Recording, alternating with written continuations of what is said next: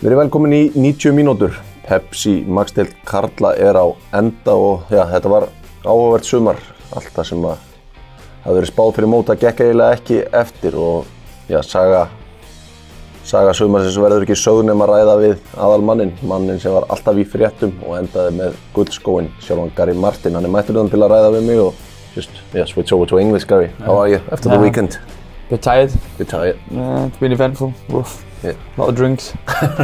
But yeah, getting through it. Yeah. We're gonna just we will end with the present, if you say it like that, the time with EPVAF. Just start from the beginning. Where are you from? Darlington, England. The kid from Darlow. Yeah, from Darlington. Born and raised there. Yeah. Rough background. It's a rough place to live. I wouldn't say it's the best place in the world you can grow up, but it makes you tough and stuff like that. And yeah, I think that's why you see what I'm like. I'm different to everyone else. Where we're from, we just say it how it is. We'll never go around it, or it's straight to the point. Not like in Iceland, you know, some people don't want to cause confrontation, but if you say something down, if I've said something and somebody finds out, they'll be knocking on your door. Why have you said this? And that's how it is. So it's different where I'm from. Not a lot of money there. Not many people achieve a lot. Grew up in a school which was bottom 5 in England, and there's probably about 10,000 schools in England. So that says a lot. But yeah, I loved every minute of it. Great friends. But yeah, it's a working class place, and not many people do what I've done, and I'm proud of what I've achieved. You say, like in Darlington, where you just say to people how it is, how you feel about things. Have you had to adapt when you're in a country like Iceland, where everybody is a little bit diplomatic? Well, no, because that's why I get in a lot of trouble. Because I just say it how it is, and I won't change. I won't change for anybody, because I'm not going to change from my roots and how I've been brought up. I think it's the same for everybody all over the world. I believe you get a lot of foreigners, so there's a lot of different people from different backgrounds. It was like that in Belgium. When I was in Belgium dressing room, I realised that a lot of people have a lot of different opinions on stuff. We had 11 different nationalities in one dressing room, so there's a lot of conflicts. A lot of people don't want to get on with each other. I think where in Iceland, majority of the dressing rooms are Icelandic, is 1 or 2 foreigners, so they help you a little bit. But yeah, I will always be Gary Martin, who just says it how it is, and probably get me in more trouble over the years before I finish. How was Gary Martin as a child? Were you a good student? Nope, I was very difficult. I'm not gonna lie. I was a clown as a kid. Kicked out of school a lot, and it got to the point where I was at Middlesbrough. And in England, you have a report card, so you have like Monday to Friday, and you have 5 lessons a day. After every lesson, you have to go to the teacher and they have to sign it, how you were from 1 to 10, or very good to excellent, or poor, bad, whatever it is. And I had to get mine signed every lesson, and I had to take it to Middlesbrough. And if it wasn't good, they would stop me training. And I was on report at school, which went to Middlesbrough. And I remember once I clowned around at school, and I was meant to play for the reserves, 15 years old. I was well thought of in Middlesbrough when I was a young kid. And they rang me and said, look, you're 1 step away from us taking your contract away. Because I already had a contract to go in full time when I was 15, so I didn't care about school. You know, I knew I was going to be going into a professional football environment, and said to me, if you don't behave, we will take it away. So then I had to calm down in my final year at school. I just turned up to the classes and probably fell asleep most of the time. I think sometimes if you see I read or write something on Twitter, there's a few letters missing. My spelling's not the best, but so my final year in school, I just had to just turn up to the classes, get through it, and because I was affecting other people's education, you know, and I wasn't great. So me and my friends would just like write our best football teams, and then we'd argue about it, you know, in the corner and stuff like this. I just got me through my final year, and then I went into Middlesbrough. Yeah, but you started, isn't it right, at your hometown club, Darlington? Yes, started at Darlington. I went in at 11 years old, was it? Maybe 11, 12. And it wasn't really serious, you know, it was a centre of excellence, it wasn't an academy, so you only trained 2 times a week maybe. And like I remember once, It was a Thursday training. I just brought my friend to training, one of my best friends, you know, and all of a sudden he plays with Darlington. Like, it was pretty special. But yeah, it started to get more serious around 14, 15. And then they turned into an academy. They built a new Darlington stadium and stuff. And we went to a tournament, Whitley Bay. We won it, and then we got a friendly with Newcastle. And went to Newcastle training grounds. You know, it's a great place. We used to go into Grimsby and Crewe and these like Scarborough, like not good teams. So to play at Middlesbrough was to play at Newcastle was a like eye opener for us. We were playing against a good academy team. So we were walking around looking at the training ground, and you know there's a boot room. I thought I'll have a look in here. Was open. I thought, you know what, I'm gonna steal all these boots. Stole about 4 or 5 pairs of boots, I think it was. Went home, sold them to my friends, made a bit of money. Next thing, Dad's ringing me the next day, screaming, effing and blinding down the phone. You know, he's absolutely rinsing me. I thought, oh, that's it, the belt's coming out tonight. I'm absolutely hammered. You've been stealing boots, down. I've got you on camera. So I had to go and give my mate his money back, get the boots back, and then I got released from Darlington. And then I was just playing locally, and that's how I ended up at Middlesbrough. But Darlington wanted me back as soon as they realised I went to Middlesbrough. But that's how I got kicked out of Darlington for stealing football boots. Was it first team boots from Newcastle? Yeah, from Newcastle. I heard it was Kieran Dyer, and someone said Alan Shearer's, but I didn't have a pair of Umbros, so I don't think they were Alan Shearer's. But I think I had a pair of Kieran Dyers, and imagine turning up to training and you're going to put your boots on and they're not there. I wouldn't like it if someone took mine in Western Ireland. So, but you live and you learn. It's a story, you know. You're only a kid. You need to do stuff like this to talk about it. No, but how is it to be a young footballer in the UK? Because here in Iceland, everybody can train and they get a decent training with learned coaches. And how is it to just be a young kid in the UK to try to get it? I think in England in the academies now, they're training a lot more. When I was in Middlesbrough, it was only 2 times a week, and then a game on a Saturday.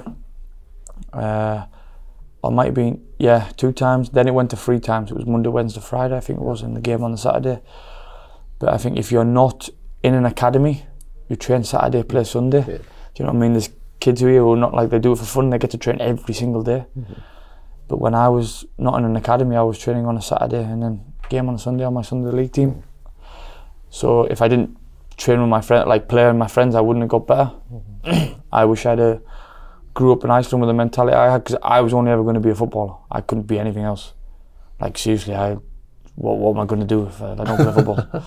Like I don't know what I'd do. Be a taxi driver. I would be a bricklayer, a postman. Well, I don't know literally what I would have been if I didn't stick into football. So I always knew I only had one option, and that's probably what got me so far. But like I say, I wasn't the nicest kid in the world growing up, but the kids, what the opportunity they have here, training 5 times a week, some of them, is fantastic. I wish I had that chance again, but in England it's difficult. I wouldn't like to think I'm going back to be a footballer again in England after what I've seen.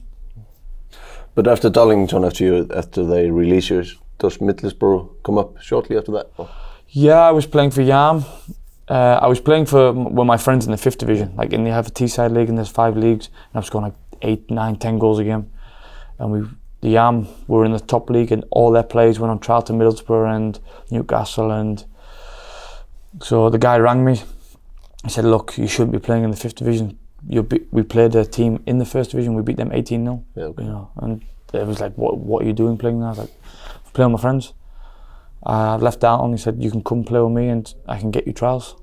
So I went to play for Yarm, and we had a fantastic team. I think out of the 11 players we had at this Yarm team, I think 7 of us got scholarships in the professional football teams. So we had a decent team. He was a good coach. He was a coach at Middlesbrough. So he got me a trial at Middlesbrough. After they'd seen me play, we had a game on their training ground and they were there watching. And they liked what they'd seen, so I went in training for a week. And then at the end of the week, I said to Darlington, "Look, I'm going to Middlesbrough," because at the same time Darlington wanted me back. So it worked out. Monday I was training at Middlesbrough, Tuesday Darlington, Wednesday Middlesbrough, Thursday Darlington, Friday Middlesbrough.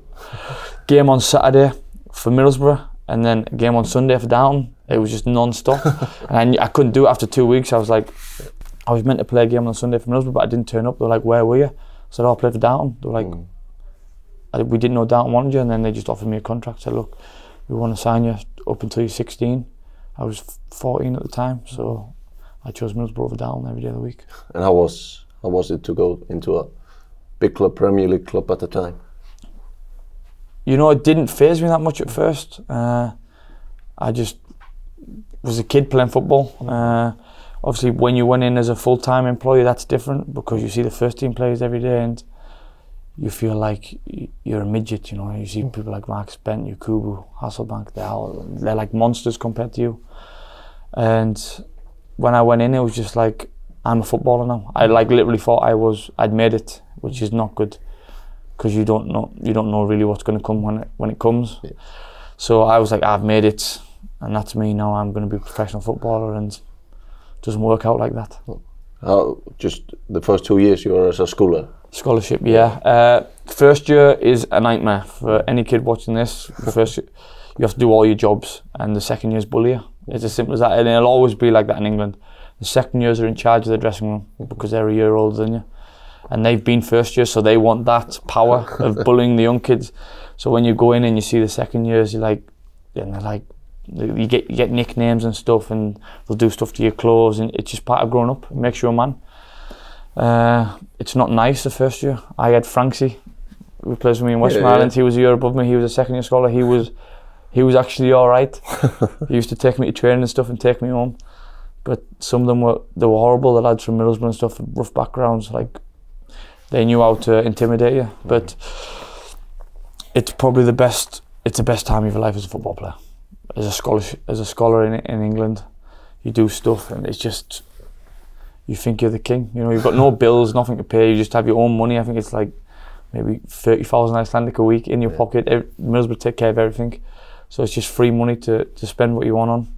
But yeah, they're the best years. Could love to go back and do them again. I would love to go back. But then as a second year, would you do them differently?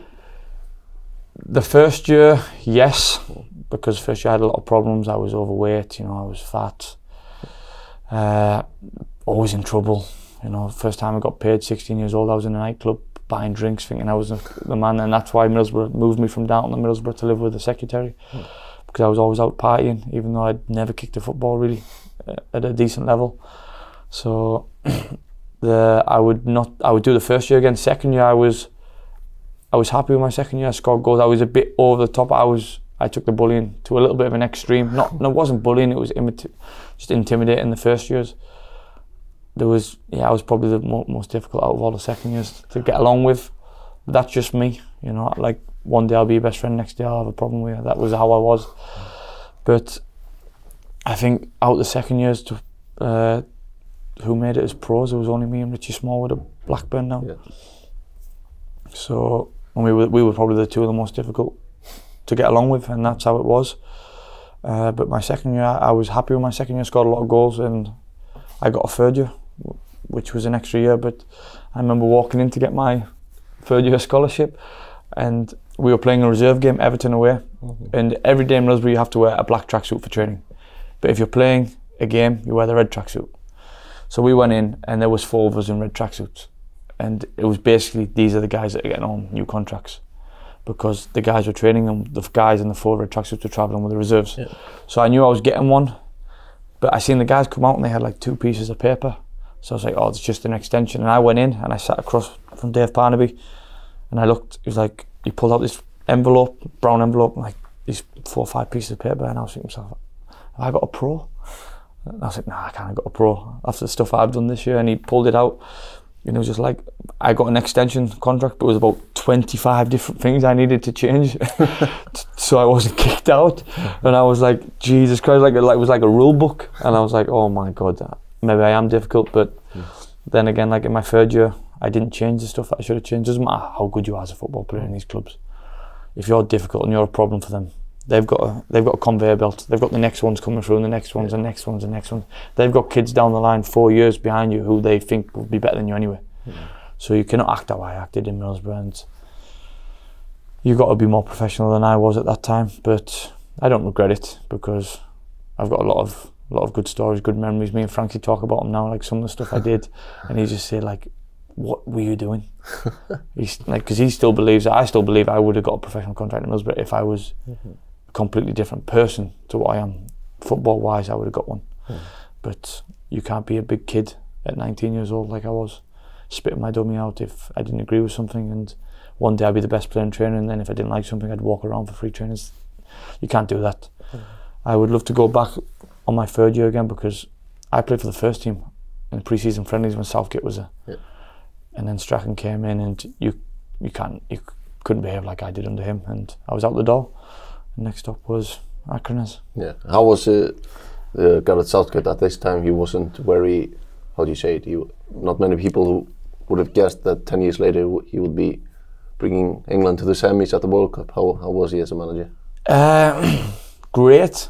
Similar qualities to Runa. Just laid back, can talk to him, likes to have a joke. The thing about Southgate, I'll always remember, he knew every single name of everybody in the club. He knew everybody's name, knew where you were from, he knew your family's name, he knew everything. He would sit and talk to you for 2 or 3 minutes. If you seen him down the corridor, he wouldn't just walk past you, he would stop and say, how are you doing? How's training? And just an unbelievable guy. And I was lucky enough that I got, when they were getting relegated, 2009, I think they lost to West Ham, Frankie played in the game. I got to train with them leading up to the game, to the Premier League, and you got to see how he was with the first team players, and I just thought he was fantastic. The next year we went down to the Championship and he had me in the first team squad, training all the time. I was playing the pre-season friendlies, and he never really lost his temper. And then once we played Oldham away, I think we were winning 2-0 in a friendly, and we drew 2-2, and he just lost it. First time I'd ever seen him lose it. It wasn't bad, but he wasn't that type of person to lose his temper, and he did a little bit, but I think it woke a few people up. But I honestly believe if Southgate had stayed in charge in Middlesbrough that year, they'd have went straight back up the Premier League behind Newcastle. Would be Newcastle and Middlesbrough straight back up. But they sacked him after, I think it was 18 games, because they were only getting 10,000 fans. They were second in the Championship. Probably the worst decision that Middlesbrough Football Club's ever made. I would go along strongly with that, because they were flying. The atmosphere at the club was fantastic. The young players were all happy, excited, all believed they had a chance. Like if you were in the reserves, you believed that Southgate would give you a chance. You just believed it. And yeah, like Josh Walker, I seen the other day, retired at 30 years old. He was playing week in, week out in the Premier League Championship, and Strachan came in, that was the end of him. He could have been a Premier League player, but managers change situations. They change them. New managers come in, and sometimes they don't even like the look of your face, just like, I don't like him, bye. And they sack Southgate, and that's how it is. But for me, he was unbelievable person, unbelievable coach and a manager. Do you think if he would have kept his job, if you would have been a Middlesbrough player for a few more years? Yeah, I believe that. I do believe that, because I was in the first team every day. I was getting better. I was training with the first team. Like I say, he had me in the pre-season friendlies, and I felt that I was improving all the time. I felt I had a chance, and I was really happy. And then he got sacked. Strachan came in, and I felt like I had to restart, and that was horrible. When you've worked so hard, you're in somebody's picture, and then boom, all your hard work. I felt like all my hard work was done, and that was it. So yeah, I honestly believe if Southgate had stayed, I'd have probably played at Middlesbrough for maybe a couple more years, and then you never know what will happen. There's a good story of it when Man United was in Middlesbrough. Can you tell us about that, when you predict so the result? Every day you come in, you go and have your breakfast, and then when you finish breakfast, you collect your kit from the kit rooms. Everything's rolled up in a towel. You say your number, and the kit woman, Elaine, she'll give you your kit. And she was like, look, we're having a competition this weekend. It's £2, £1 for the right to guess the right score, £1 for the first goal scorer. I was like, okay. She was like, and I looked, and everyone was betting Middlesbrough to win. I thought, this could be easy money, this. I was only earning £180 a week. I think the prize pot was about 250 quid. I thought. So I had to think, and I said, right, I'll go 2-0 Man United. And I think I went Makeda or Giggs first goal scorer. I couldn't remember. I put them down, went to get kit, and then the manager comes to me, my manager Mark Proctor, says, oh, Darry, you got to have a word with Southgate. I said, all right. You have to go in the meeting room. I was like, what? Yeah, you've got to go in the meeting room. You're in the meeting with the first team. As I walked into the meeting room, sat down, he was like, Southgate called me up. He was like, Gary, can you explain to me and the team why we're going to lose 2-0 to Man United at the weekend? 18 years old. Middlesbrough played in red, but my face went redder than the kit. I was absolutely terrified. Stuart Downing in front row, big England players, and I thought, what have I done? And I was the only person at the club that put Man United to win, and Man United won 2-0. Makeda scored. Makeda scored the first one. I think I had Giggs. I think Giggs got the second one. I don't remember, but it was 2-0. I'm sure it was 2-0. And yeah, I had to sit and explain to the Middlesbrough players why they were going to get beat, and they took it the right way. They could have absolutely hammered me, but they were all laughing and joking. And I just told them, look, I'm a Man United fan. It's nothing against you guys, but Man United are near the top of the league and we're near the bottom. It's a no-brainer. Yeah, and after Middlesbrough in 2010, you go to Hungary for a short spell. I went on loan.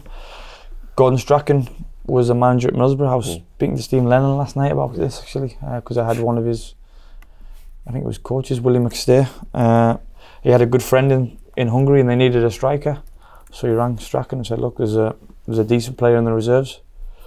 So I was in the gym, no surprise there. Got a phone call from my manager. He was like, look, there's a chance to go on loan and get some professional games. So jumped on a plane to Hungary and lived with a Scottish lad and another lad called Tony Stokes who was on loan from West Ham at the time. And that was an eye-opener for me. 19 years old, living in a big city like Budapest is scary. It is scary, and we had a decent team. The club was decent. Willie McStay was fantastic, and it was a good club. I think Aaron Bjarnason's there now. Yeah. Lennon asked me about him and going there, and I said it's a great club. The fans are fantastic, but they're dangerous. I remember once we were training on the pitch, normal, a couple of days before a game, and in UPES Stadium they have like stone seats in the corner where you can just walk over. I've never seen this before, but they have all the cages obviously. So we're training, and obviously I'm shooting away from where that stand is, and the next thing you turn around, there's maybe 50, 60 other hooligans in UPES. They have all the Stone Island on, the scars on their head, tattoos on their faces, and they're coming towards us on the pitch. I've ran straight up the tunnel. Get me out of here. And then the Hungarian player in our team, the captain, he's like, no, they just want to speak, they won't do anything. So we're sat, one they're on the halfway line and we're on the other side, and we had to explain to them why the results weren't going back, because the fans, they're crazy in Hungary, and obviously the players weren't getting paid and stuff, and it was stuff like this, and the fans just couldn't understand what was going on. So as a group of players, they had to explain why the results weren't going great to these 60 hooligans. And after that, I didn't really want to ever go back to training, but obviously Willie got sacked and the new manager came in, so it was easy for me to go back home. But this was kind of terrifying, 19 years old, and you see 60 bald men with tattoos and walking over towards you, you think, I'm dead here, I'm dead. But yeah, I got away unscathed and managed to get back home to England. And then you come to Iceland. How do you remember in the summer of 2002 when you get the phone call, do you want to come to Iceland, play in the Inkasso League? Yeah, it was. I was at home, and in England, people don't understand, July, there's probably 10,000 people out of contract who all want to be football players, and you're fighting. It's like if you watch Wolf on Wall Street, where the phones are going mad. Everybody's trying to get a contract. You need to get a living, and I got a phone call. I was just sat on the sofa. It was from Nick McCreary. He's still bringing players to Iceland now. He brought a couple to the Innercastle, Harley Willard. He has. I think he looks after Sam Houston as well. Brought me, obviously Mark Dollinger. He's brought a few out. He's done well, bringing good players from England to Iceland. David Atkinson's another. And I was just sat on my sofa, and he got a phone call from him. He was like, "Do you want to go to Iceland?" I thought he meant the supermarket. I was like, "No, I've done my shopping for this week." He went, "No, the country. There's a team. Akranes. They're a big club, massive club in Iceland. They want to go up, and they need a striker." So I looked at the contract. I thought, yes, why not? It was only for 10 weeks. So I got on the plane. I just left my girlfriend at the time, just bye, because I had no income. I was getting money off my mum and dad at the time, which is at 19 years old, it's not a great feeling to still live off your mum and dad. You should be providing for yourself. And So I went on the plane, landed at Keflavik Airport, and Ussi, the guy on the board, I think he picked me up, and he was just asking me, do I know much about Iceland? And all I could say was, I had a good Johnson. You know, that's the only thing I knew. And so he drove me, he was asking me questions about myself, and I just remember driving the road from Keflavik and thinking, where am I? Like I thought I'd landed on the moon. I really did. I was like, where am I here? So yeah, I got on the plane and then came to Akranes, and I remember went straight for food.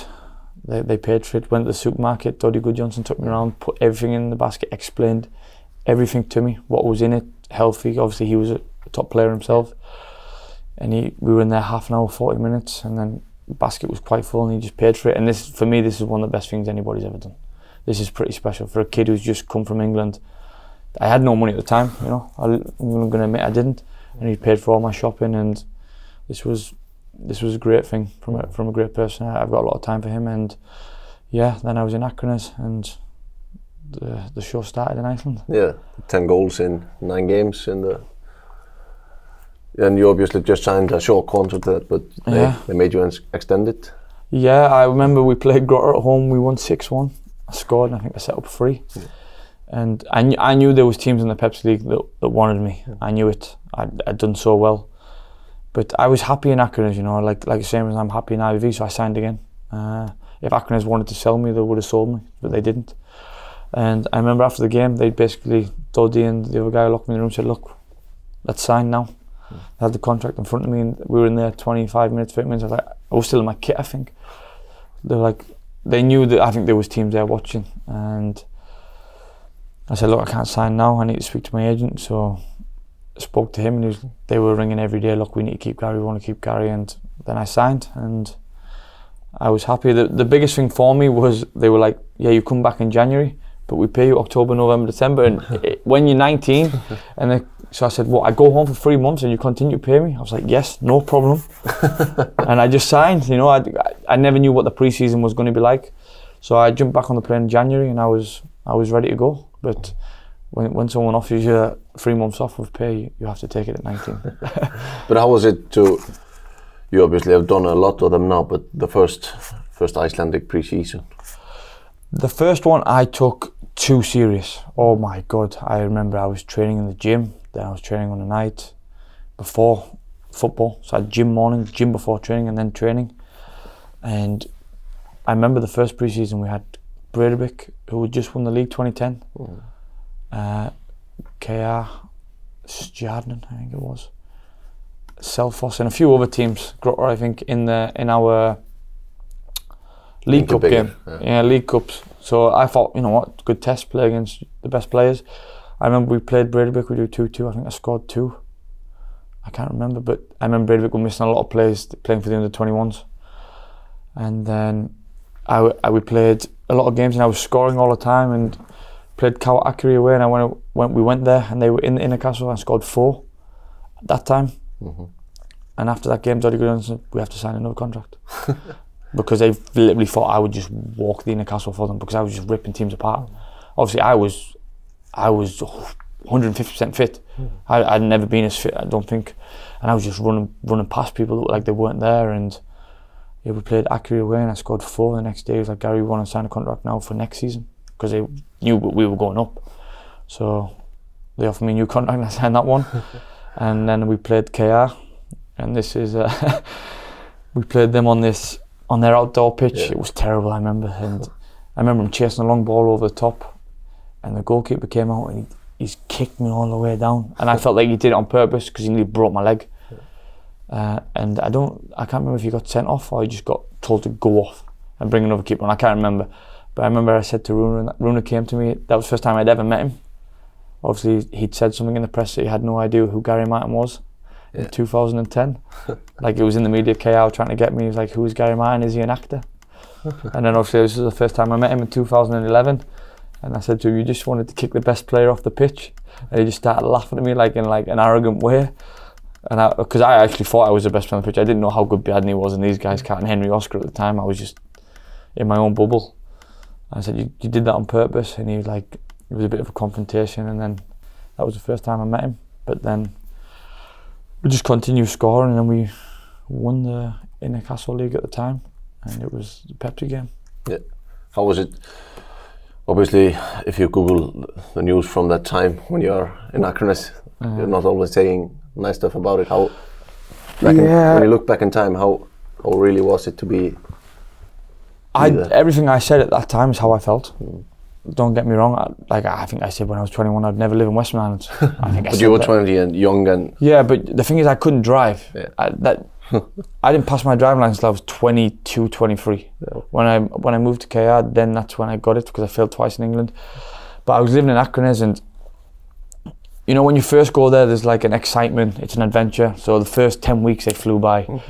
Did the pre-season, won the best player in Newcastle, went to Denmark, came back, and I was like, I wanted to go abroad. Like I felt like I'd grown Iceland at that level in Newcastle. I didn't know I was going to play in the Pepsi at the time. And then it was just the thought of coming back thinking I've got to do this pre-season all over again. So I came back and it was just the same life over and over again, and I was just going out my mind.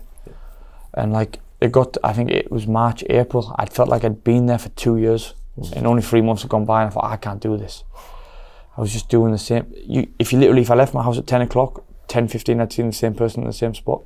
11:15 I'd leave the gym, the same guys would be there. Go get my dinner at 12, the same guys would be there, and you'd see the same faces at the same time. And I was just in that routine, couldn't get out of it, and I found it so difficult, and I was just like, I can't live here. I had no car, I was walking everywhere, and you know, like if it's snowing, it's in the winter it's difficult. January, you're walking everywhere, walking to eat, walking with your shopping home. Like it got to the point where I just thought I can't live here, and I just came out and said, look, I don't like being here. I'm from a place where I can ring my friends, they'll come and pick me up and we'll go and do something. And people like say Downton's not that big, but there's 100,000 people live there. And there's a lot more to do in Downton than there is in Akranes. And a lot of people shot that in my face, but yeah, I don't regret what I said, because at that time that's how I felt. I felt that I needed more in my life than just football and gym and sleeping. So yeah, I'll apologise for it now, but at that time that's how I felt, so I didn't say some nice things, but life goes on. Yeah.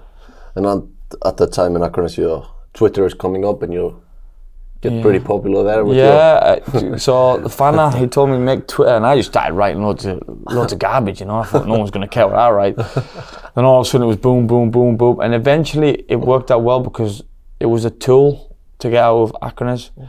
Like people could see actually how unhappy I was, and it obviously you learn from all this. You learn from some of the stuff you write, but I remember when I went to KR, Runa and Peter, obviously they made an offer, Akranes accepted. I got banned from Twitter after Akranes accepted the bid. They were like, no social media. Went into KR, they just came back from Finland, and I was going to sign, but Runa and Peter wanted to speak to me, and they were like, what is this with the social media? He said, if we come here, this has to stop. You cannot go on like this. I said, no, I'm going to be honest, I just didn't realise how popular it became, and I used it as a tool to try and move on, because I needed to move. And Runa and Peter explained to me, look, we don't behave like this here. This is how we win trophies. And you just felt like, I felt intimidated to be there. And I felt like now I've got to show them how good I am and start all over again. But they brought that social media up, and yeah, then I signed for KR, and that chapter started. Yeah, how big of a step was it to join the biggest club? I didn't. Obviously, if you're a good player, you fit straight in. I didn't feel the quality of. I took the quality from Akranes to there. That was like 2 different leagues. You know, it was 2 different levels of training. But I was a good player, so I could handle it. But it took me a while to get used to. Obviously, you're going into a team with Balder, Bjarni, Oscar, Carton Henry, Victor Bjarki was still fantastic then. Hannes, Maggie Lou. There was a lot of big players. Obviously, that season, me, Steny, Atli, Hoyke were all new to the team. And we all had talent, but it was, for me, I felt like I belonged there. I'm the kind of person, if I go somewhere, I belong there. And I was just so excited to be there, and I enjoyed it straight away. Yeah, and just few weeks after you signed, you scored in the cup final to clinch the title. How feeling was that too? Yeah, that was, obviously it was my first ever title, and one of the best. I've got to understand that Runa put Carton Henry on the right wing for me to play up front, because he could have easily put me on one of the sides and it could have been me and Oscar and Carrie up front. But I went in for that ball, the header, and I shouldn't. Normally you don't go for these. You only go for this in the cup final because I remember. But the thing is, I remember Scholes let me run. Normally the centre half, you just block him. You don't let him go anywhere near the keeper, and he's let me just run past him. I thought, you know what, I'll just go for it. If he punches me and knocks my teeth out, oh well. And I obviously headed it and went in, and I didn't know where to run. If you watch the celebration, I ran there, then I ran all the way around the goal. But yeah, the feeling of winning that cup was fantastic, because I think for the KR players, they're used to winning. I wasn't used to winning big trophies, and yeah, it was a great feeling. And obviously, you talked about Rúnar being the coach, and you worked together at Lillestrøm and then at Lokeren. What makes Rúnar this great coach? And you see him winning this league with 52 points with this KR squad is an unbelievable achievement, because if you look at the squad, it's not, you can't compare it to the squad you had in 2011. Yeah. What makes Rúnar this great coach? He just gets stuff from players. One of the things I think is because he was a great player and he's played 106 times for the national team, so you have respect for him. I think you want to show him how good you are. I think so. You take yourself up levels that you didn't know you could. But just the way he speaks to you and treats you as a person is fantastic. I don't think there's any coach in Iceland like him. He's a bit like Jurgen Klopp, a little bit. You know, like Jurgen Klopp, you see the players who are on the bench, they're happy, and he could do this at KR. And you understand, like you had Forster, Mart, Atley, Björn Johnson, players like this when I first came. Hauge Herde, all really good players that could play in any team, but they were all happy to just be there. Like Aaron Bjarke, he's been there for years. He gets games, but he's never been the main centre half. But he's always happy to stay and play for Rúnar, and that's just that tells you a lot. But he gets things from you that I don't think any other coach can, and it's just problems you can have off the pitch, and he will help you with them. And there's not many other coaches that would do that. You know, your problems off the pitch are your problems. For a coach to want to help you with them is unbelievable. And you see with this team this year, this KR team, is how they've got 52 points. You have to say normally players win a title, but he's won them. I think 50% him, 50% the players.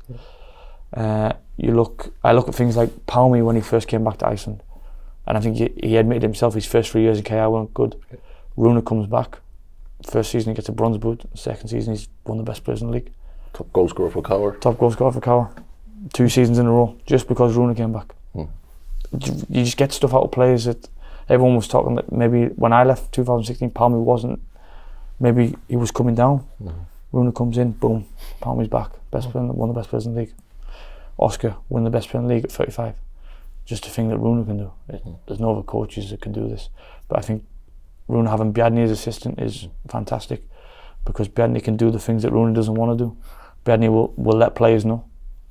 And it's a great attribute to have that Bjarni has, because he won't accept anything. If it's not good, he won't accept it, and he'll tell you and let you know, where Rúnar will not shout. So if you have a problem, you're going to have it with Bjarni, not with Rúnar. But that's Bjarni's role, and I think they've done an unbelievable job with that team to win the league. You've seen like Anthor, Alex, they were flying. They were up there as best players in the league at the point before they both got injured. And I think if you'd have said before the season, Arthur Inge's going to be in Team of the Year, you would have said no chance. And he's just got players to do things that I don't think many people can do. And they won the league. And when I'm going to admit, when we were in Valor, we didn't see them as title contenders. I thought it was between Valor and FH. We really did. You think if KR were missing 2 or 3 players, they weren't going to be nowhere near. And they didn't have a right back, and all of a sudden Kenny Chopper's playing right back, and he's the second best right back in the league this season. What kind of manager can ask a striker, right winger, I want you to play right back, and he will do it? I don't know many, because I certainly wouldn't play right back if you asked me. But the 2013 season, your first full season with KR, where you get the 52 points, you get the silver boot, lost it to Atli Viðar on minutes played, I think. He scored in the last minute and took it off me. Yeah. How do you describe that season to be a key player in winning the league? Yeah, this is better than any individual award. When you do something with a team, because you win games.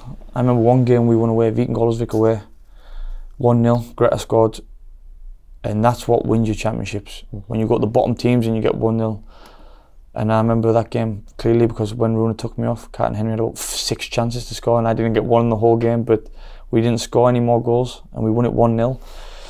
And you just go through seasons where there's games where you don't play well but you win. And you can be terrible one week. I remember I didn't start that season great. If you look, I think I had 1 goal after 6 games. But he still kept playing me because I was doing the job he asked.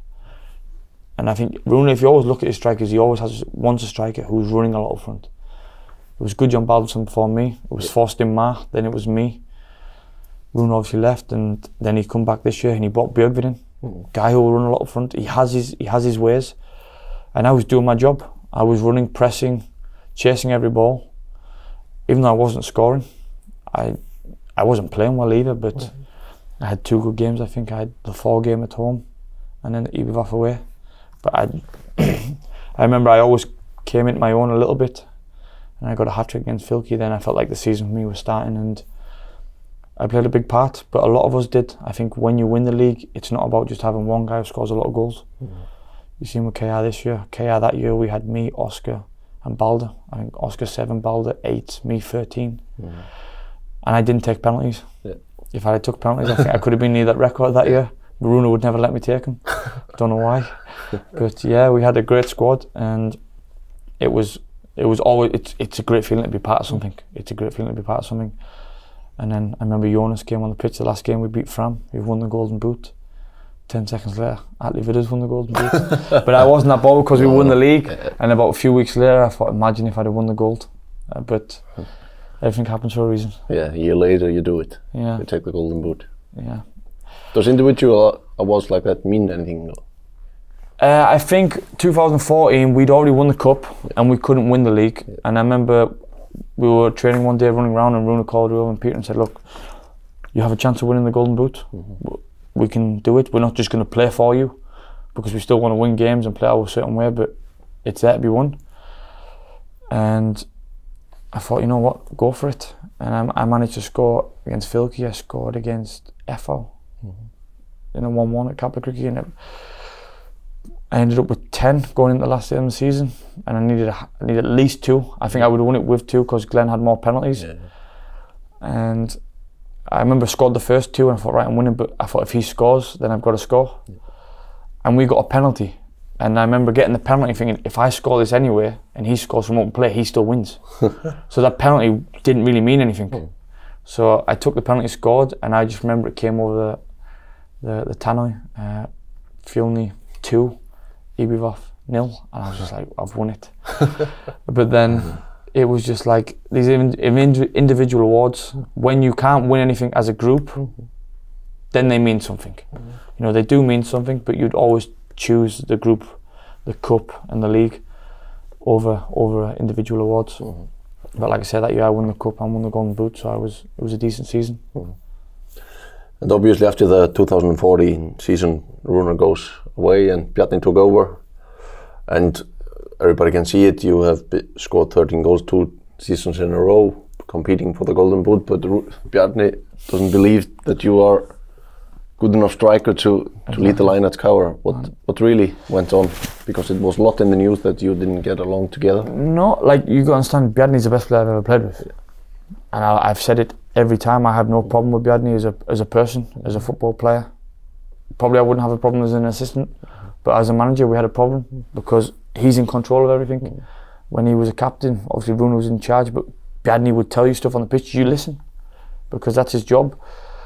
And I felt that when he came in as a coach, I thought we would work. I like him because he's demanding, and I like a coach that is demanding. But it was all of a sudden, I remember the year before, Stanley went on loan to Beacon Golasvik, and then all of a sudden he came back to KR and he's like, Stanley's the main striker. And I was thinking, he's just been on loan in the Inner Castle, and he's taken my place after I won the Golden Boot because he wanted me to play on the left. So straight away I felt like he said he feels like Stanley needed his chance because he'd been at KR a couple of years. So he wanted me to play on the left, and you know, I agreed to it. I thought, you know what, I'm a team player, I'll play on the left. So it was me, Stanley and Søren, and I felt this could work because there was a lot of speed. And then obviously Oscar comes back from Canada 4 or 5 days before the first game, which is FO. So I thought, I'm in trouble here. I thought, I'm in trouble here because Oscar's going straight on the left. And he pulled me in the room and on the Thursday and he said, look, I'm going to start you up front, but don't tell anybody. I'm going to put you up front. So I was like, I was happy. And I respect him for doing that because I was quite worried. Played the game against FO. I did quite well for the goal if you ever seen it. I blocked Goodman from getting the ball and Jakob headed it in. Didn't play really well because the pitches, you know, they are dead at the start of the season. He didn't take me off. I played 90 minutes, so I felt like he trusted me. Played Breidablik away. I think it was Breidablik away. And we were 1-0 down at half time. He came in and lost it. And we managed to draw the game 2-2, but he took me off the 75 minutes. So I felt like, look, now it's Steenie's always going to get minutes, so you need to start scoring.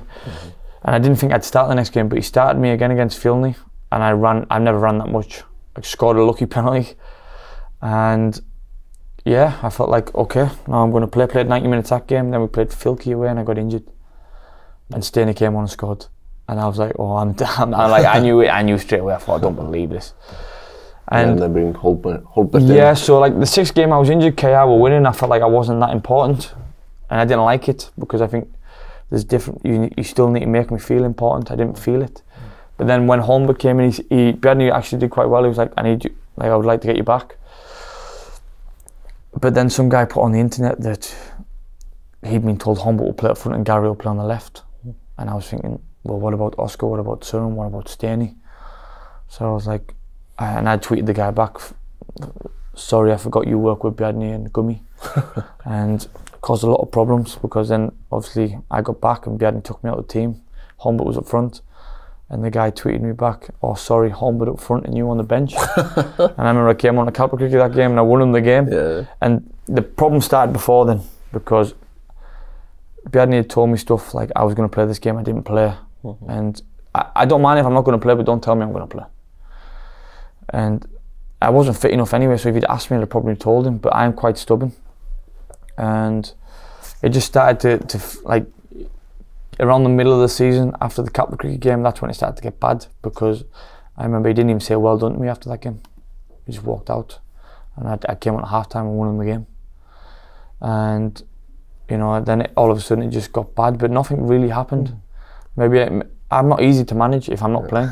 I'm going to be very honest. Like, just put me in the team, leave me up front, I'll do my job. Or put me on the left, tell me you want me to play on the left, and I'll do my job. And that's it. And we never really had a massive argument. It just slowly got bad, but we managed to fix it after the 2015 season. Obviously he put me in towards the end and I started scoring again. We got Europe and I felt like this was blown out of proportion just because I was won the Golden Boot or whatever it was 2 years in a row top goal scorer and I was put on the bench. They were making him look bad and me look bad for it because it made no sense. And it didn't make any sense. But Bjarni was paid to do a job. And that was his decision at the end of the day. And okay, I didn't make his decision easy because I felt that I deserved to play after what I've done. And he's played with me, so he knew what I could do. But he got us to a cup final, and we got Europe that year. So it wasn't a terrible season. And then we managed to sit down after the season and we just talked like adults. And he said, "Look, I would like to use you on the left as a key player." And I said, "Okay, I'll play on the left." And it was done. Then all of a sudden, January, February comes and then I'm sold. And I was just like, I don't think How was it? Just the Víkingur came with an offer? No, so I was sat in is it Sushi Sambal or Sushi Sauce? I don't know. And I got a message from Milos, you've been offered to Víkingur. I was like, what? And I rang Baldur Steffens, the guy in KR, the chairman. I said, what is this? I've been offered to Víkingur. Like all our problems, when me and Bjarni were behind us, he had me 1,000,000% ready to give him everything. And then this came out, I was just like, what? So I spoke to Bjarni and like, I felt that at the time it was, they needed me to leave so they could bring in a couple of players because the squad wasn't huge at the time. And that's how I will take it. I'll never take it that Bjarni said, yeah, you have to get Gary out because I don't think he made that decision. I don't know. But I felt like they wanted me to leave so they could bring in a few more players. And so obviously I went to Víkingur. But I went because I thought, you know what, I'll prove a point. I'll go and prove it. And the Víkingur team at the time was a decent squad. And I felt, you know what, I'll have to go, like, I'll go and prove a point to Bjarni. But there's one thing, Bjarni, he rang me when I left. And he said to me, I know you'll score goals there. And if you go to Norway, you'll be great in Norway as well.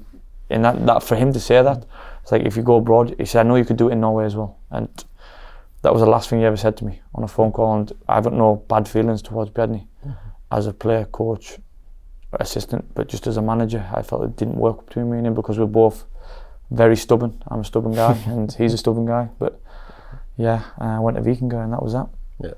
Just to let coaches in Iceland know, don't mess up with Gary Martin. Look at Bjarni. He was out of the door a few months after he picked on you, and Olio the same. Same, yeah. Yeah. But the time in Vikingur, how? This was fantastic. Yeah. I'm telling you. I went in and I felt like I was the main man. The main man, you know, and it's a nice feeling. I got the number 10.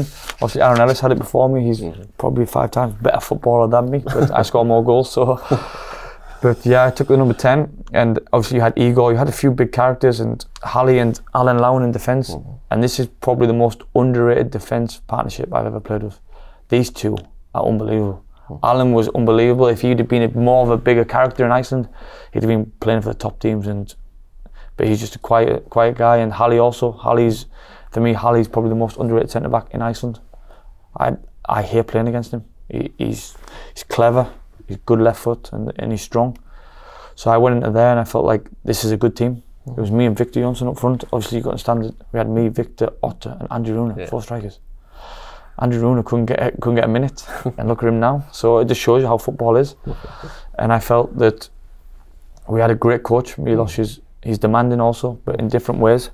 He's very technical and tactical. You play the game 5 times before you actually play it in your head, but he knows what he's talking about and he knows football. And when I met them, it was me and Milos already knew that we could work together, and we just agreed the contract and it was done. So it was easy to be in Vikingur. I had Helgi at the time as well as assistant, so he was a good striker. You could learn from him. We had Victor who played with in KR, so it was a good group, and I enjoyed it. The first game of the season, we should have beat KR where we had a goal that was offside, and Victor should have scored when I put him in. And I felt that, look, we've got a chance. Like, this team has a chance. And then just slowly started to fizzle out a little bit, but we started to win games. And then I got an offer from Lillestrøm and Vikingur. When I signed for Vikingur, their plan was to push me abroad, which not many clubs would sign me and say, right, we want to help you go abroad. They'd say, right, you're here. I had the same discussion with Breidablik at the time. They were like, you can leave after the season. Vikingur were willing to let me go in the middle of the season. So obviously I played there, scored 5 goals, and then I went to Lillestrøm. And how was that kind of a move? You obviously went on a loan and took a decent pay cut to get to professional football. I went on it was like they wanted to just see me as a person. I went for a couple of days, I remember, and I was the jump in the level, I was like, wow, this is ridiculous. And it wasn't the football because I can play football, it was just the physical. Because I wasn't fit in Vikingur. Like, the coaches know me, and Milos said to me in Vikingur, you need to lose 2 or 3 kilos. I lost 2 or 3 kilos and I started going for Vikingur. And then I went to Norway, I went this level. 2 days you can't really see it. Did okay, came back and was like, yeah, we want to bring you in. They'd sold their striker abroad. Obviously Outney came back to Breidablik, so there was room for me to go in. I went in, took a massive pay cut, and I remember just feeling like a professional footballer for the first time in a long time. I know you have your name on your shirt and you're in everybody's full time, you're in at 9 o'clock every day. It's the first time I'd been training 9 o'clock since I was 18. Yeah. So it was really good and felt like a professional footballer again. I remember first game, Bodo Glimt away. Left winger gets injured 5 minutes before half time. I was his first sub on. He brought me on 5 minutes before half time. At half time I wanted to come back off. I was absolutely finished. He looked at me and said, are you alright? I need an ambulance. I swear down. The game was stretched. It was a million miles an hour. Obviously I had no warm up and I wasn't fit. And Runa went out in the press in Norway and said, because I got killed after that game. Yeah. People don't understand, I got killed. I was nowhere near. And he said, yeah, Gary needs to lose 2 kilos. And he just said it blatantly to the press. And I don't mind that because I knew I had to. So then I got my weight off again. It's recurring, this, isn't it? Gets fat, lose weight, scores goals. But yeah, and then I started scoring. Found the level, like I could play there. Obviously it was hard, but I was doing good things. And then our goalkeeper just all of a sudden was costing us games. And then it cost Runa his job. Nothing else. he was letting in goals that he's a great goalkeeper as well, but he was letting goals in that he should not let in. And I remember Tromsø away, I came off with a dead leg, and the guy had a shot and it was going wide, but somehow the keepers managed to you're trying to fall down and catch it, and he's put it in the goal.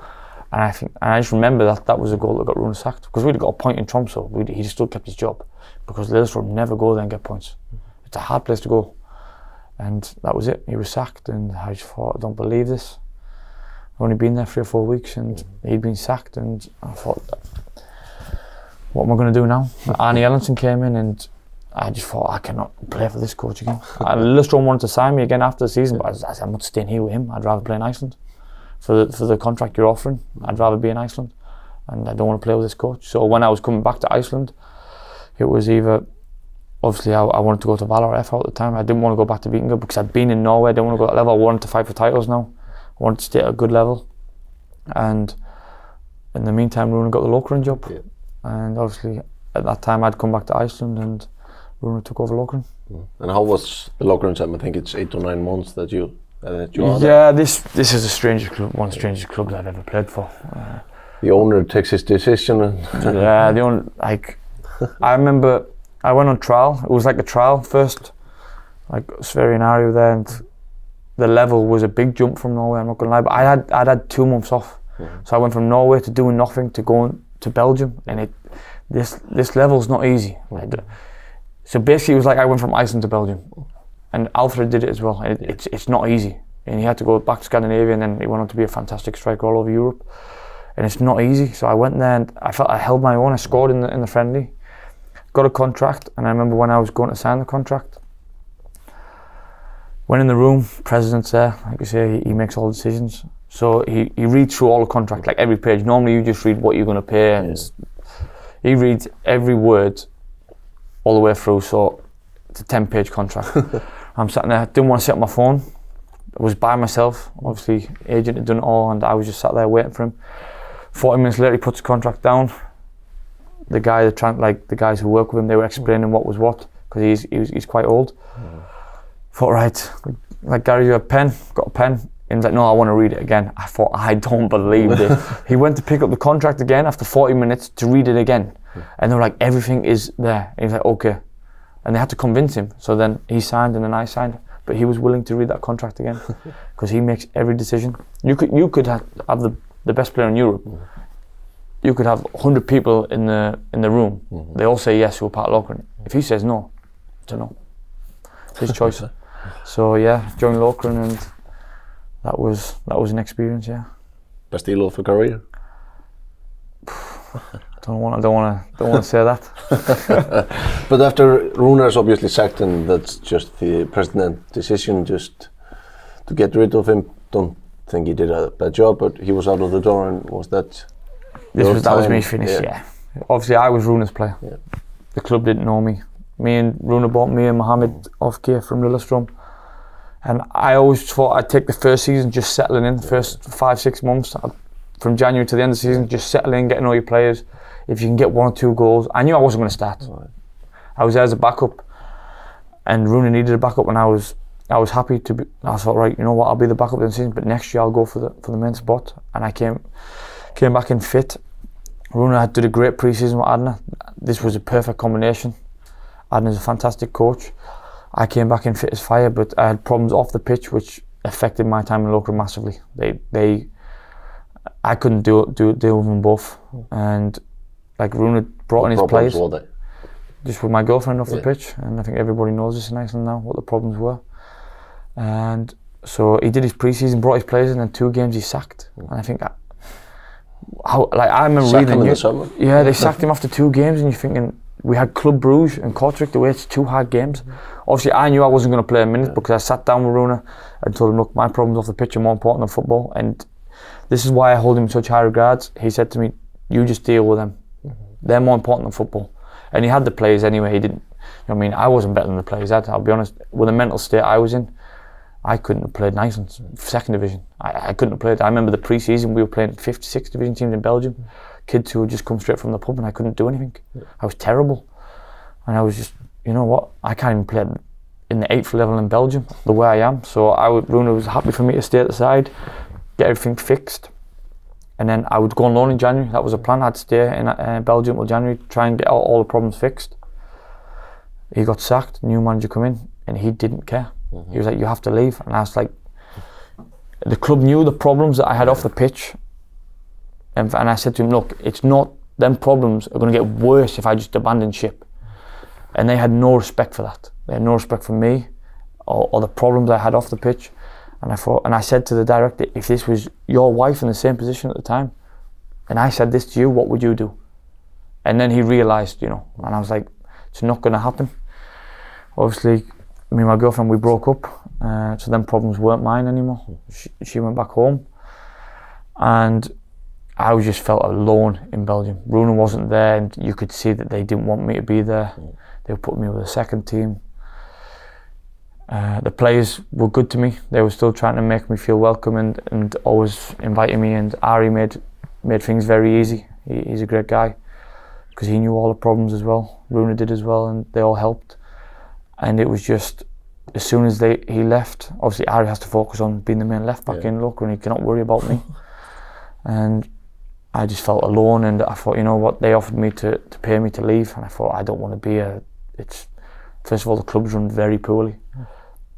And I just thought, you know what, Lillestrøm was there on a 3-year contract, go back to Norway, score goals, and then leave. So I got paid out of Lokeren, and I went home. Yeah, and obviously you, after a good short spell at Lillestrøm, they wanted to get you back, but you cannot be registered until early January or something like that. So you go to York City and make a good name for yourself. Yeah, so I wanted to play for Downton, but I wasn't going to ring Downton and tell them, look, I want to come and play for you. I've just been playing the Belgium top league. I'm going to ring Downton and say, yeah, I want to play.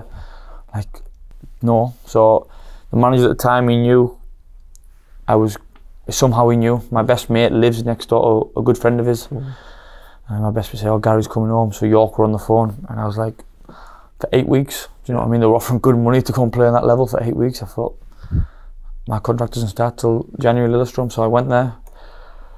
And the thing is with York, I don't like the way it ended, although some of the stuff they say, because before I went in, they hadn't won in 3 games or 2 games. I went in, we won 3 and drew 1. I left, they lost the games after that. That tells you what I brought to the team. Obviously, I went there, and the reason I got sacked, everybody knows, but it's a thing for me that this is why I can't live in Downton. I'm wiser now, and I'll never do it again. And this is same with Middlesbrough, because of my friends. Downton, problems. Went to York, and I was on a non-contract. And what a non-contract means is you can train Monday to Friday, because York's full time. They're a professional team. If that game's called off on a Saturday, they don't have to pay your wages. Yeah, okay. And there's nothing stated that you can't do anything outside of football. Like, if I'm on a contract with IBV, I can't go and play for somebody else. I can't train outside. I can't go, if I get injured, go and play with my friends in a 5-a-side, that's my fault. IBV they don't have to pay me, because I got injured doing my own thing. It wasn't training. So I was on non-contract on the Saturday, but I wasn't enjoying my time in York. You know, I felt like we were playing with the wrong ball. We should have had a rugby ball, because we were playing rugby. It wasn't football. So, and I just had enough. So I went to watch my friends on Sunday morning, and had 3 or 4 cans of beer, and they were playing. And Sunday is the day you live for in England. It's Sunday. They're better than Saturdays. The pub in Sunday is better than Saturdays. So watching them in the County Cup, you know, I've got all my clothes on, and they're getting beat 3-0, and I was like, I don't believe this, you know, County Cup day. And they were like, Gary, you've got to come on. I said, I'm not coming on 3-0. If someone goes through me, you know, you're 3-0 down, there's nothing to play for. So if you get a 3-2, I'll come on, thinking they're not going to get to 3-2. Within me saying, if you get to 3-2, 5 minutes later it was 3-2. I thought, I don't believe this. There was 25-30 minutes. I said, let them do it on their own. They don't need me to play. So 15 minutes left, that's it. Pinned down, lads are ripping my clothes off. Get your boots on. Guy gives me his boots. Got like 2 odd socks, shin pads from somebody else's shirt with all sweat on it, socks, everything. Ran on the pitch, and the guy went, what are you doing playing here? I said, don't you play for York? Obviously the guy who was marking me was good friends with the manager of the York. I said, yeah. He said, you're stupid playing here. I said, why? I'm playing with my mates. It doesn't get any better than this. Get the ball, cross it in, goal. Get the ball, foul, free kick, goal. We end up winning. Probably the best celebration. I've never celebrated, I'll be very honest. I can get you the video. My mate scores a free kick and he starts running back to halfway line and I'm chasing him. I've never celebrated like that in my whole life. Even when I won the golden boot, I just volleyed the ball in the goal and was happy. I chased him to the halfway line. I don't think I've ever been so happy. And yeah, after the game, obviously they ring me saying, you're embarrassing playing Sunday League. And I just said, look, if you sack me, sack me. I would not change them 10 minutes for anything. It's probably the last time I'll ever get to play with my friends on a Sunday. And did you celebrate at the famous pub? The Albion. Yeah, we celebrated the Albion all day.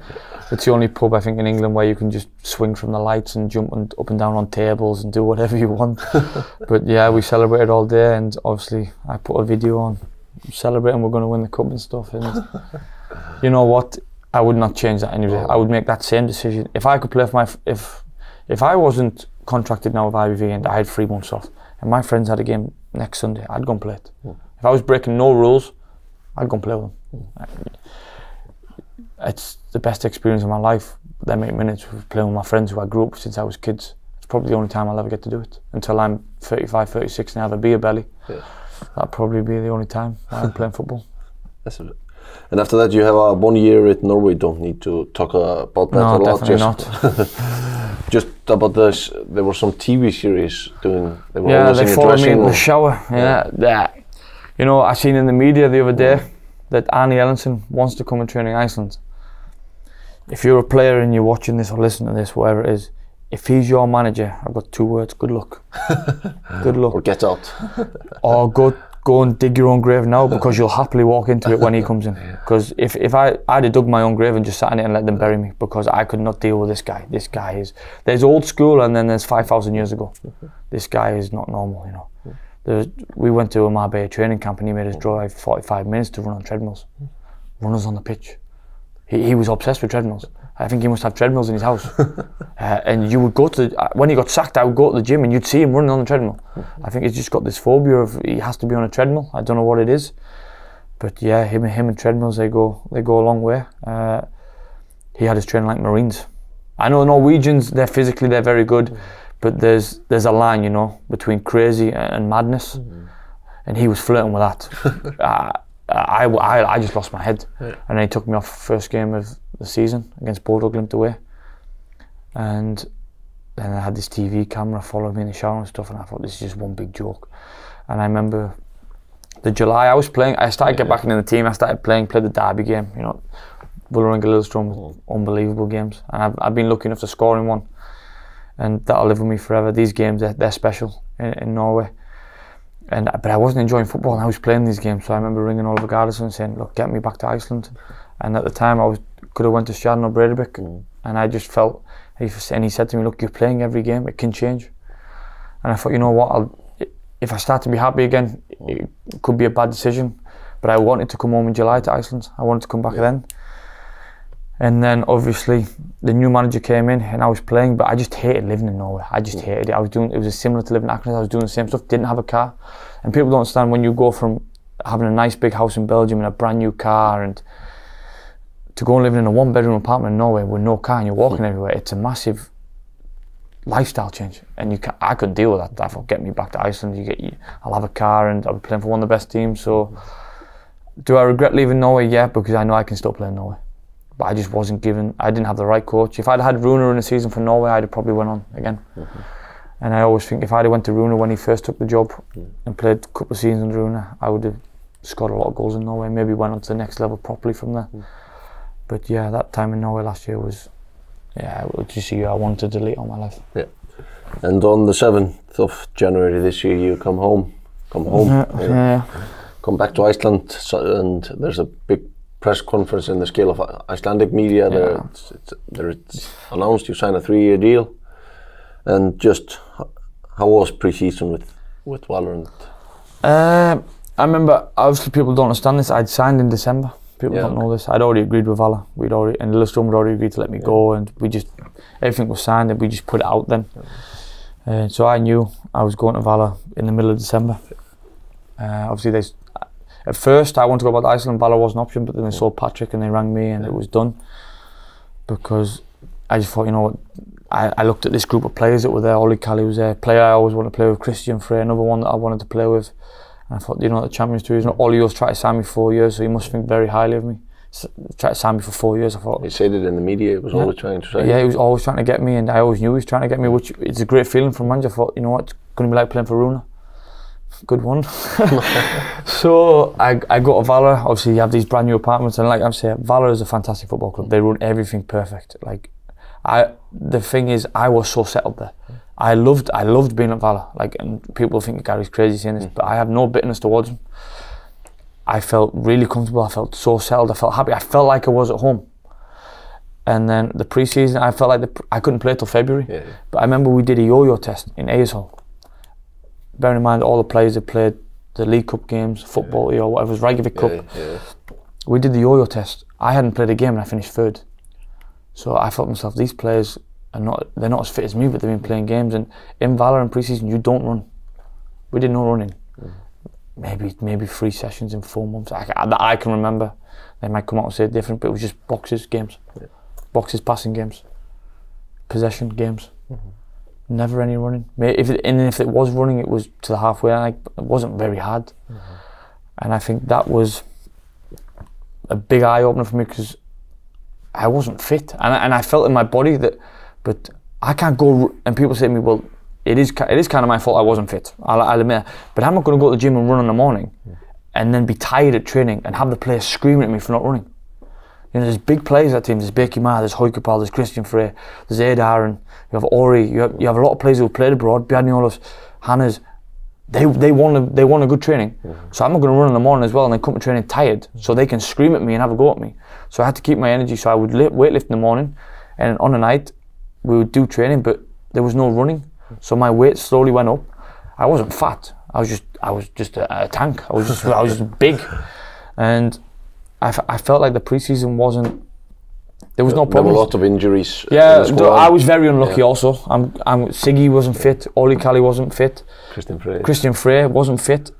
So I was very unlucky with that. The key players for me to help me play better were not fit, and me and Olio, we got along great in the pre-season. I thought it was funny, you know, but like, I didn't think the trainings were great. I would say it now, but everybody knows apparently Olio's trainings boxes and play. I wasn't going to complain because the year before in Norway we never did that. It was just running, and always tactical drills. So I was quite happy for boxes and games, but after 5 months it gets a bit boring.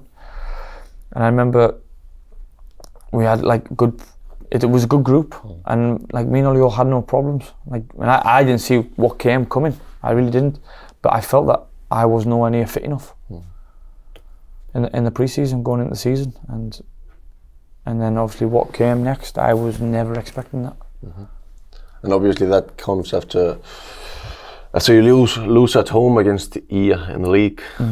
Just what really went on, because I sit back now and I look at everything, and I think, you know, there's little things that might have just all built up and tipped someone over the edge. Like, you know me, I'm out there. If I'm doing something, everyone knows. That's just me, and I won't change.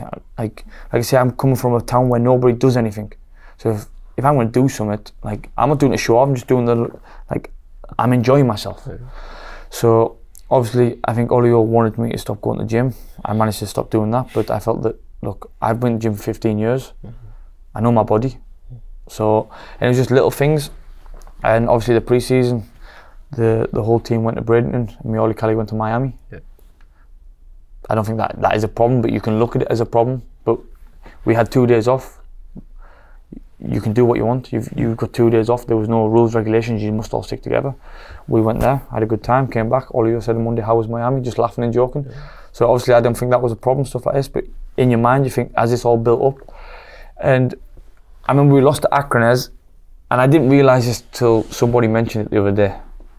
And the guy who mentioned it is probably stupider than me.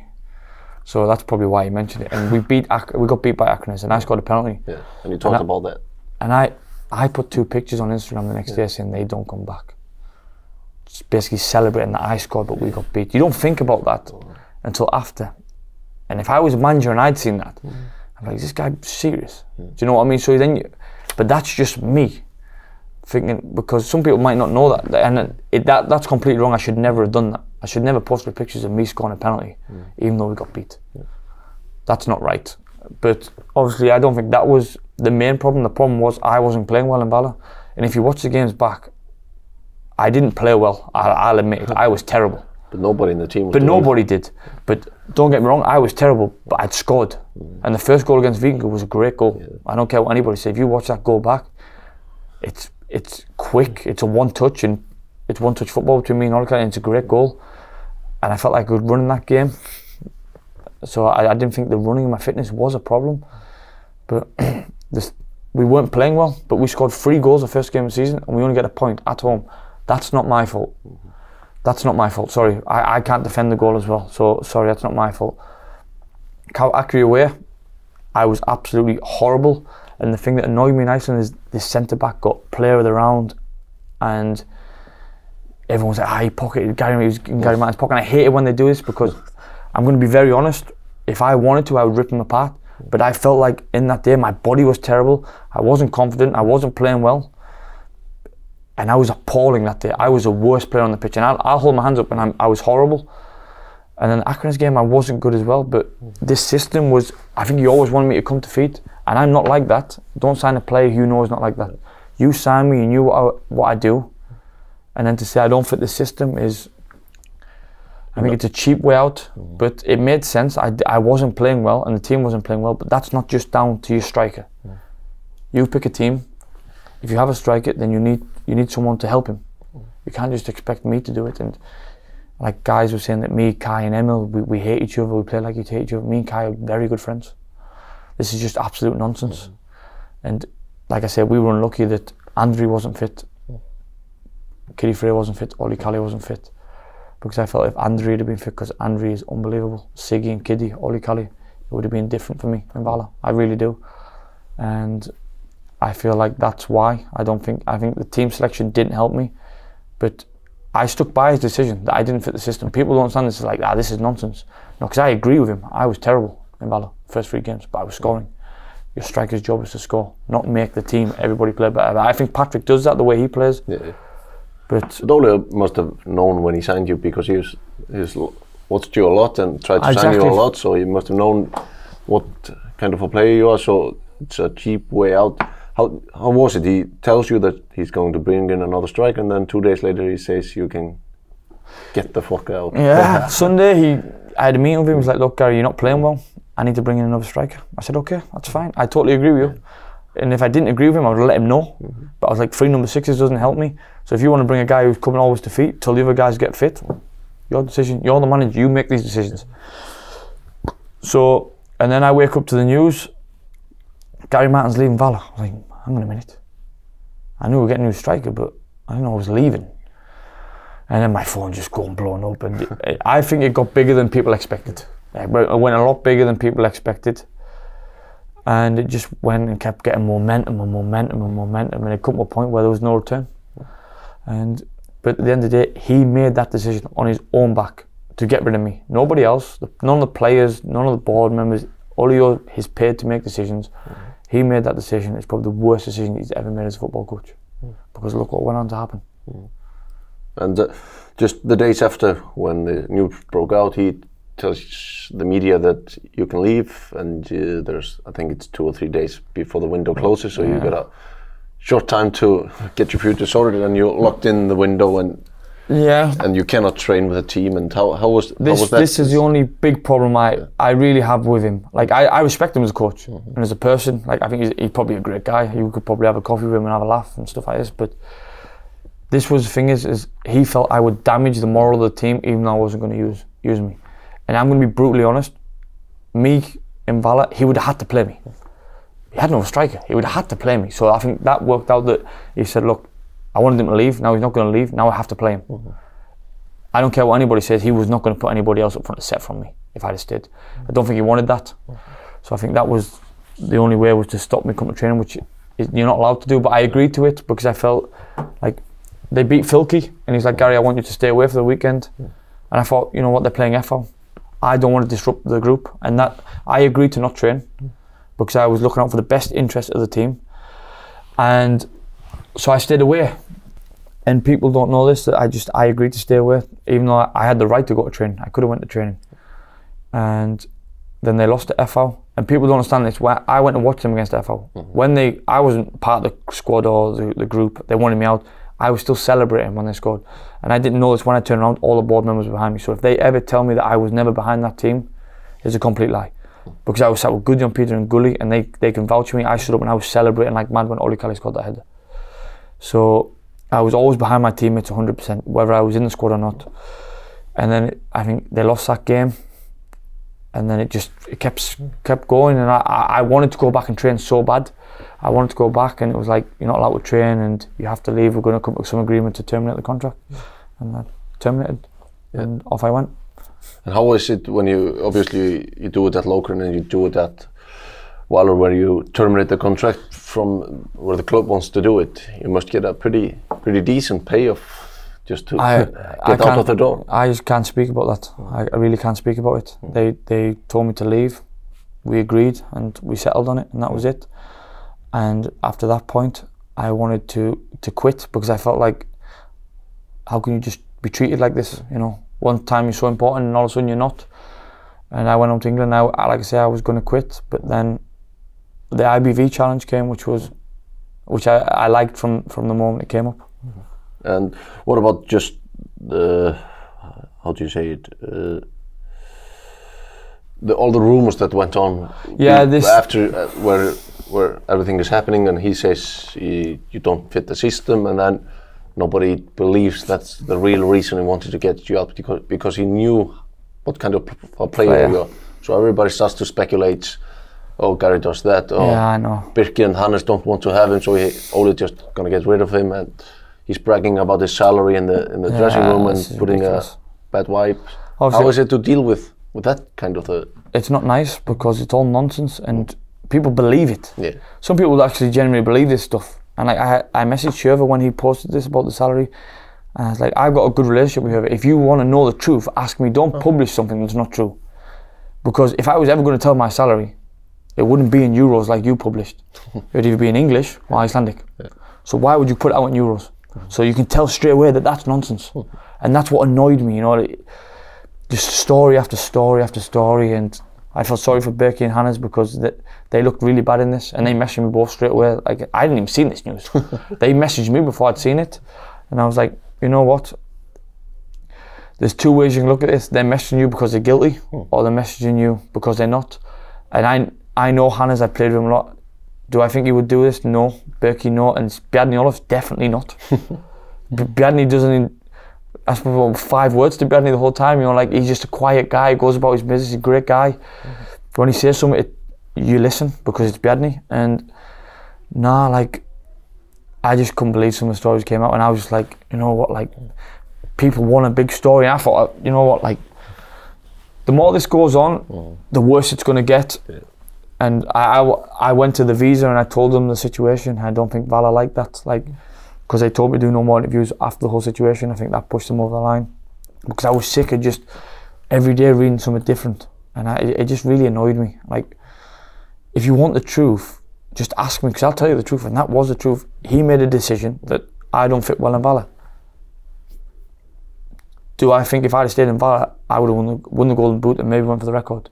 Because eventually it would have clicked. Yeah. Eventually the players would have got fit. Maybe we couldn't have won the league, but we'd have started playing nice football, and it would have started. Maybe we would have had a chance in Europe. I know they didn't get a great draw, and we were out the cup, so everything was doom and gloom. But I felt once the top players got fit, Oli, Kali, Christian Frey, it would have been a different Vala team. Because, like I say, I've never played with a great number 10. People look back at me in my career, I've never had that guy who gets in the pocket and starts threading balls through for me to get onto. I've never had it, and I still score goals. If I had Stephen Lennon, Oli, Kali or Christian Frey behind me, I think I'd score way much more. If I had a top number 10 behind me who doesn't care about scoring, only cares about giving the passes. There's number 10s who want to score as well, but if you have one who only cares about doing the nice stuff, turning in the passes, I'd score a lot more. But yeah, it is what it is. How did you feel just when everything is settled, the news are out and it's getting, how do you say, it's done and dusted and you just have to move on? How does it affect your confidence as a player, as a person? Yeah, I felt like not like a victim, but no. I felt like a victim in a certain way. But I felt like, am I a bad person? I I had to message the guys, I had to message Aaron, I had to message Hoykball. Was I bad in the dressing room? And this is why I said what I said the other day. If I was a problem in the dressing room, them guys would have told me, because they told me, said, no Gary, if we thought you were getting too loud, too extreme, Aaron said, I'd have just told you in front of everybody. Because that's the kind of guys they are. And they were like, I think I was good in the dressing room. I was like, if you ask Christian Frey and these guys, I'm funny, you know. I don't think I'm too loud, I don't think I'm better than anybody else. You understand? I could not think I'm better than anybody else when you've got Hannah's has 70 caps or whatever, Bakey 96. Played World Cups. Played World Cups and Euros. How can I would walk around like I'm the king.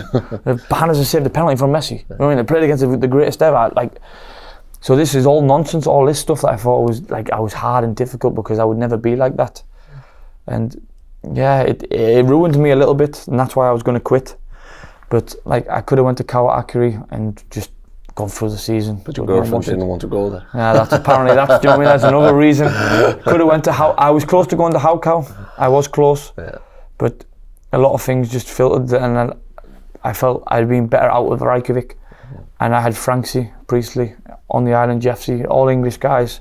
If I just go there, be left alone, be with them, and focus on football, getting fit, and just shut everybody up. Shut all the stories up and make all of you, and I'm going to be honest, my main ambition was to make all of you look as bad as possible. I wanted to go and keep IBV in the league and score goals. I couldn't keep IBV in the league, but I went on to win the Golden Boot just to say to you, don't tell me I don't fit in this system, because I can play for any team in Iceland. I can play for any team. With any players, I will score goals. And I just didn't like it. It came out as if I wasn't good enough for Valor. Gary can't play in this system, he's not good enough. Yes, I am, mate. Yes, I am. Don't ever tell me I'm not good enough, because I'll just come and stick that sock right back in your mouth. Hate is obviously a strong word, but you dislike him.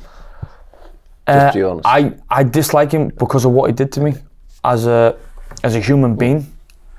As a football, that's your choice. Yeah. So I've got a chance to make you look bad in football. I'm not making you look bad by saying stuff about you and stuff like this. Do you know what I mean? I'm not that kind of person. I don't want you to feel bad. But if you make me look bad and I have a choice to do it in my environment, my professional environment, my job, I'm going to do it. And I did it. Did I think I'd win the Golden Boot? No, definitely not. But I'll be very honest, before that Valor game, something inside of me turned, because I seen them at Caldi, I seen Olio, and they were all happy and thinking like, I've been fighting for my life with IBV. My season's been much harder than yours. And I thought to myself, I came out with Caldi, I thought, I'm going to stick it to him today. I'm in the mood today. I had about 5 monsters before the game, man. I swear down, I had made Björgvin, the physio, put the hottest heat cream on me so my legs wouldn't give in. And if you watch this game, I ran around like a madman. And I thought, somebody told me after the game you should drug test him after the game because he ran so much. Yeah, I just thought, I'm going to stick it to him today, and I did. And they could have played with 14 players. I'd still done what I did, because I was I've never felt like that before on a football pitch. I wanted to absolutely, yeah, I've never had this before. Never had it against Bjarni, when over Vinga. I felt like it was good where we played, but because I felt so bad at one point for Val, I used all that anger. And then after that game, it just stuck with me for the last 5 games, and I went and scored 10 goals. I don't know what it was, but he's probably made me, he has to probably take credit for me winning the Golden Boot, because he made me angry. And that's probably why I won it. But like I say, I don't want him to never get a job again, but I think you should learn from this, that you don't just chuck a player like you did. He made you a scapegoat. Yeah, he made me a scapegoat, but he made me also look bad, and I'll just come back and make you look bad, mate. And I'll do it on a football pitch. And just the months in IBF, obviously the team was in a really, really bad position when you came in. You couldn't save yourselves, but how was it just to be on the island and have the summer there? Unbelievable. This island is, I think, like I say, when I was 21, I said I would never want to live there, but from the first moment I arrived, I just thought, this is where I want to be. You know, I was happy. Had English guys. The people were fantastic, and like the guys in the dressing room, I felt like they looked up to me a little bit.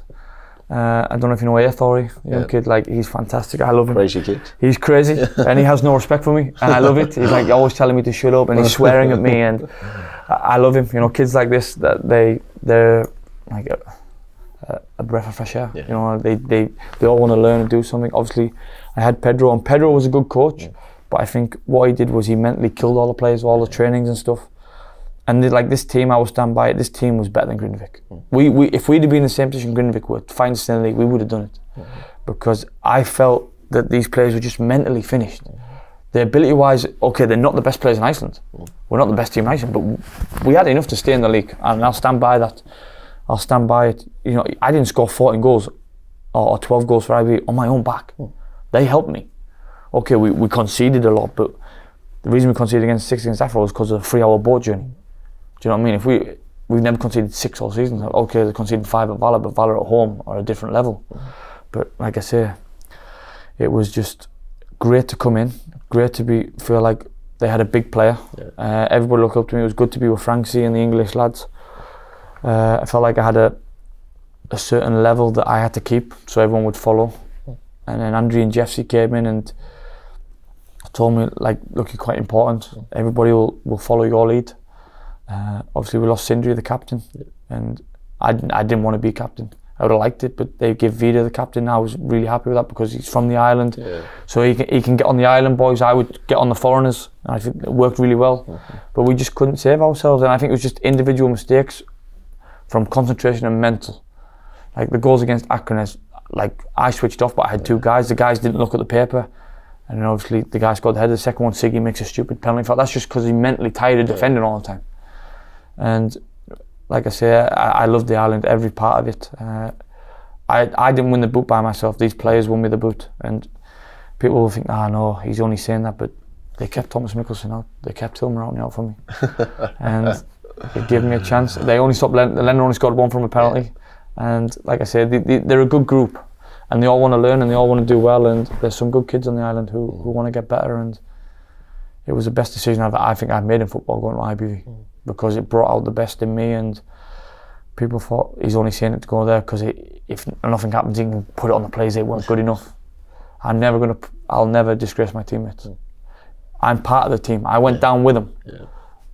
They didn't go down, and I just was part of it. I went down with them. I was part of that team. I had a chance to save the team. We were still in the league when I joined, so that will go on my relegation CV. I was relegated. I'm fine with that because that was a choice I made in July. I didn't have to go to Team Bottom League. I could have went somewhere else. But it's the only team that really would have made me play the best I could play. And it worked, and I surprised everybody, which was fantastic. But how was it, if you look at it, after the team is relegated, you starting to bang them in? And people might look at it when you're scoring goals and you maybe like after the last game you lose against Arden, but you're celebrating, you got the golden boot. And you could heard it on the TV and the radio that people talk that he's not a team player. He's just in it for himself.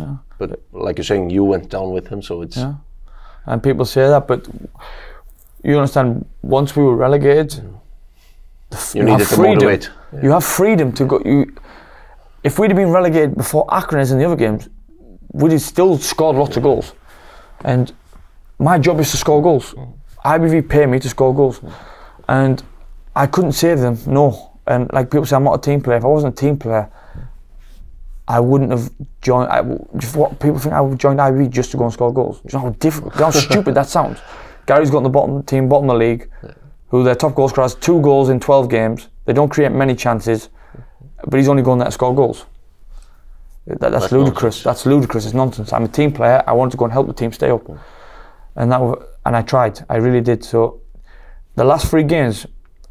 After the FO game, my only goal as me and my teammates was to win me the Golden Boot. They were there with me. They wanted me to win it. And people say I celebrated alone. I went straight back to the island after I got that Golden Boot because they wanted me to take the boot back down. I could have stayed in Reykjavik and said, it's my boot. I took 11:15 boat, went and celebrated with them on the island when we celebrated it together because it's a boot for IBV. I was an IBV player when I won the Golden Boot. Okay, we were relegated, but we were relegated weeks before. At the end of the season, they have something to celebrate.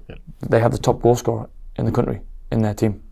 And they got them signed, sealed and delivered. They've got me signed for next season. Why would they not celebrate? Do you regret signing that contract? Because after you sign it, you just, I think it's 8 goals or 7 goals or something like that. You've got to understand, you need to be comfortable in football. You know, what happens if, hypothetically, I don't sign a contract with IBV and I break my leg? I'm not getting paid next year. I'm not going to have a contract.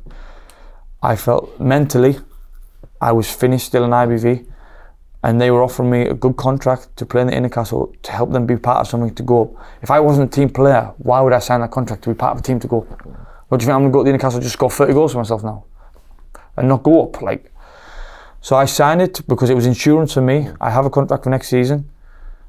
Even though my contract from IBV was until January anyway. So I could have just went home and not signed anywhere and been getting paid till January anyway. But I felt that the way they treated me as a person, they made everything so easy. The players, I enjoyed living there. The summers are fantastic. Why not stay there? Why not try and be part of something? Did I think I was going to win the Golden Boot? No. I definitely did not. Nobody did. Nobody did. But I'm part of being there, and I do not regret signing that contract 1 minute. I never sit and think I shouldn't have signed that. I don't. If I'm in IBV next season, I'll have no problem with anybody. I'll do my best again to get us back up.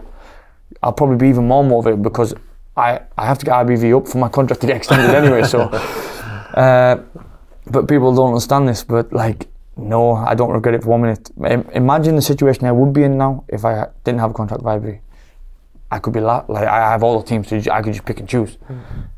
But then they only want you because you won the Golden Boot. If a team really wants me now, they will buy me. If not, I'll stay in IBV.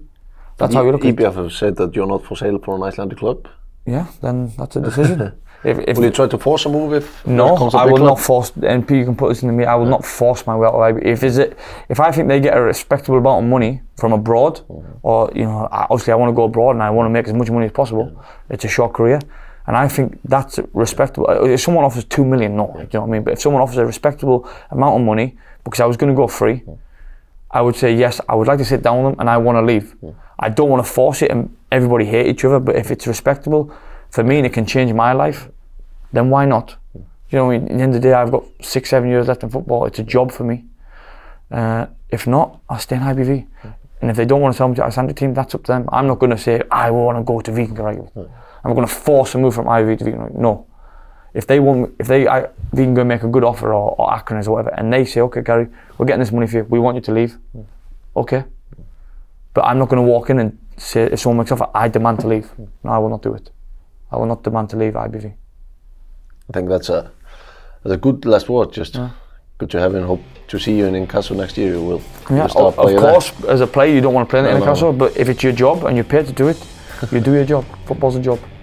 Cheers, Gary, and have a good off-season. I'll do my best to stay fit, not fat.